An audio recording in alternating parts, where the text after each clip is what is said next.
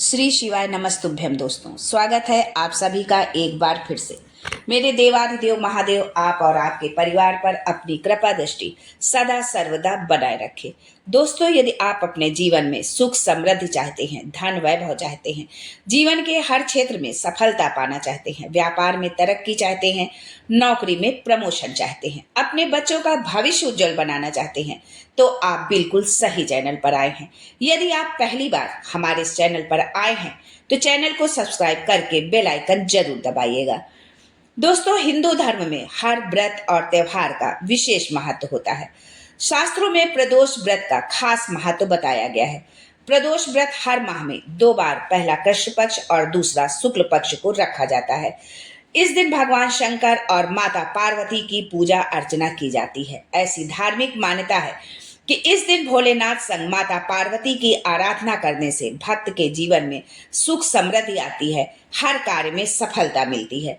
तो चलिए जानते हैं आज के इस वीडियो में कि इस बार प्रदोष व्रत कब रखा जाएगा और कौन से उपाय करें, किस तरह से माता पार्वती और भोलेनाथ को हम प्रसन्न करें कि हमारी मनोवांछित सारी कामनाएं पूर्ण हो, हमारे जीवन से दुख के अंधकार मिट जाए, हमारे घर में धन धान्य भर के भंडार भरे रहे।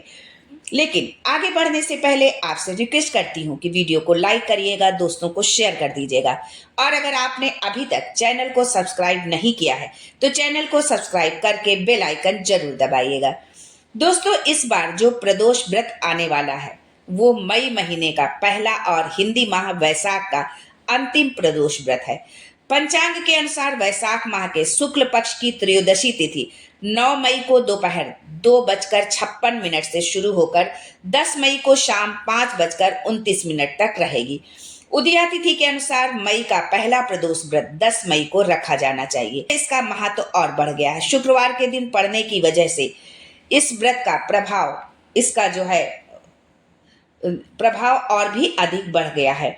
दोस्तों, ये व्रत यदि आपके यहाँ सूर्यास्त का जो समय है उस समय के अनुसार आपको इस प्रदोष व्रत को रखना है। यदि आपके यहाँ 7 बजे तक सूर्यास्त होता है, उस स्थिति में आप 9 मई को इस व्रत को रखें।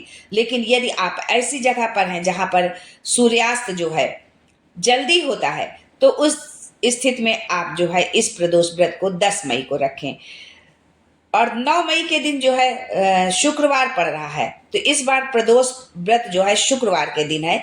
इससे इसका महत्व और बढ़ गया है। शुक्रवार के दिन पड़ने की वजह से इसे शुक्र प्रदोष कहा जाता है।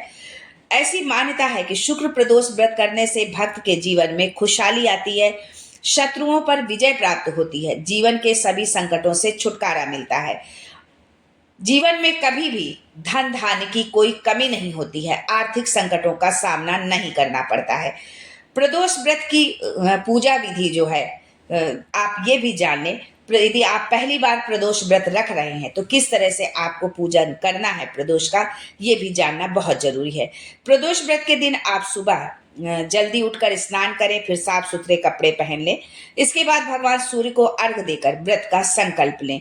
संकल्प लेने के लिए हाथ में जल रखें, पुष्प रखें और अक्षत रखें और व्रत का संकल्प लें। पूजा स्थल की सफाई कर लें, भगवान शिव को पंचामृत से उनका अभिषेक कराएं। इसके बाद पूरे शिव परिवार का पूजन करें। भोलेनाथ को जल और बेलपत्र अवश्य अर्पित करें। भोलेनाथ को सफेद वस्तु का भोग लगाएं। शिव मंत्र ओम नमः शिवाय, श्री शिवाय नमस्तुभ्यम, नमः शिवाय, आप इस मंत्र का आप जाप करें। रात के समय भी शिव जी के समक्ष घी का दीपक जलाकर शिव मंत्रों का जाप करें।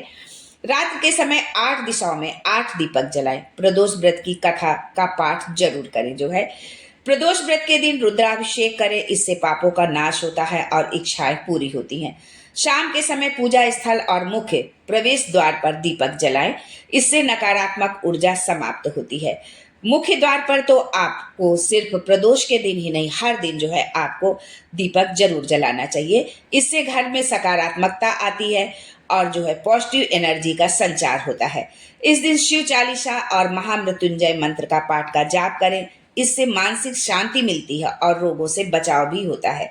इस दिन गौ माता की सेवा करें, इससे पितृ दोष और ग्रह दोष का निवारण होता है। प्रदोष व्रत के दिन दान पुण्य करने से जीवन में खुशहाली आती है। यदि आपकी कोई विशेष इच्छा है तो आप प्रदोष के दिन जो है आप 11 या 21 बेलपत्र ले लें और उस पर ओम नमः शिवाय या नमः शिवाय या श्री शिवाय नमस्तुभ्यम जो है लाल चंदन से या पीले चंदन से लिख करके उसको भगवान शिव पर आप समर्पित करें।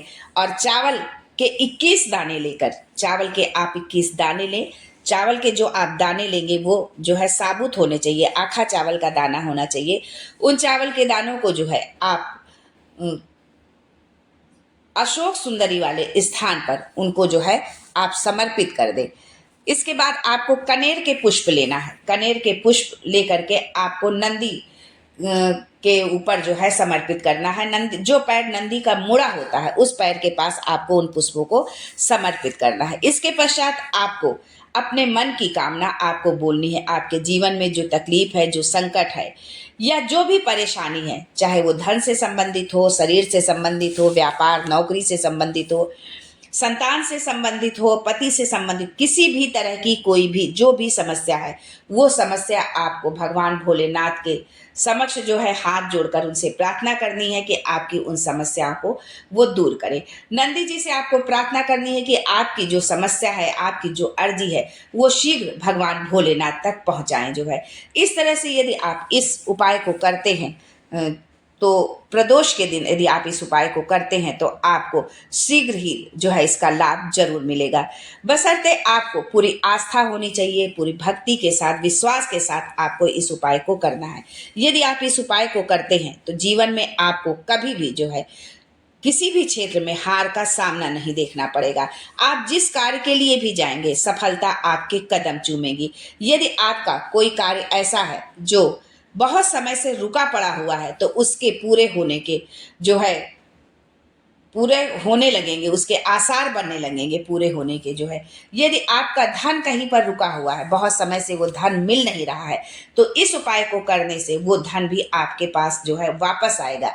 आप ये समझ के मानिए कि यदि आपने सच्चे दिल से, पूरी भावना से, पूरी आस्था से यदि आपने भगवान भोलेनाथ से प्रार्थना की है तो जिसके पास भी आपका धन अटका हुआ है या जहां पर भी रुका हुआ है, वो धन आपके पास अतिशीघ्र वापस आएगा। आपके बिगड़े काम बनेंगे, आपको जो है नौकरी में आपके तरक्की होगी, आपका व्यापार आगे बढ़ेगा, आपके बच्चों का भविष्य उज्जवल होगा। यदि आपके बच्चे किसी विशेष जो है तैयारी कर रहे हैं, पढ़ाई कर रहे हैं, किसी कंपटीशन की तैयारी कर रहे हैं और बहुत प्रयास करने के बाद भी उनको यदि सफलता नहीं मिली है तो आप प्रदोष के दिन इस उपाय को यदि आप स्वयं भी कर सकते हैं और अपने बच्चों के हाथ से भी इस उपाय को करा सकते हैं। भगवान भोलेनाथ पर अपनी आस्था रखते हुए आप इस उपाय को करें, आपके कार्य जरूर सफल होंगे, आपके कार्य जरूर पूर्ण होंगे। इसी कामना के साथ आज के लिए बस इतना ही। फिर मिलते हैं कुछ नया, कुछ अलग, कुछ अद्भुत लेकर। तब तक के लिए जय श्री हरि विष्णु, जय Bholenath, and thanks for watching my video.